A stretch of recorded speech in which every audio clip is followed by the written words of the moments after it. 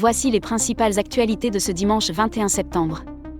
En première actualité, c'est officiel, le Canada, le Royaume-Uni et l'Australie ont reconnu l'État de Palestine aujourd'hui. La France suivra demain, lors d'un discours d'Emmanuel Macron à l'ONU. En réaction, le ministre israélien extrémiste de la sécurité nationale Itamar Ben-Gvir appelle à annexer la Cisjordanie et de poursuivre la colonisation. De son côté, le pape Léon XIV a exprimé sa solidarité avec la population de Gaza, parlant d'une terre martyrisée. En France, des marches de soutien à Gaza se tiennent aujourd'hui, mais une polémique persiste, faut-il faire flotter demain le drapeau palestinien sur les mairies françaises ? Bruno Retailleau, ministre démissionnaire, s'y oppose fermement, estimant que seule la bannière tricolore a droit de citer.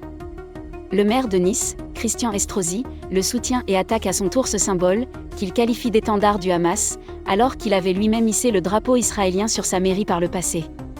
En deuxième actualité, Donald Trump persiste dans sa volonté de reprendre la base aérienne de Bagram en Afghanistan, avertissant les talibans de mauvaises choses s'ils s'y opposent. Il justifie cette position en affirmant vouloir surveiller la Chine, toute proche et principale rivale économique des États-Unis. Le président américain durcit aussi le ton sur l'immigration, annonçant une taxe annuelle de $100 000 pour les visas de travail H-1B, très utilisés dans le secteur technologique. Une mesure qui pourrait bouleverser les recrutements, notamment dans les entreprises américaines embauchant en Asie. Enfin, lors d'un discours, Trump a choqué en insultant violemment Joe Biden et en appelant les Américains à ne pas s'attrister du sort de l'ancien président atteint d'un cancer.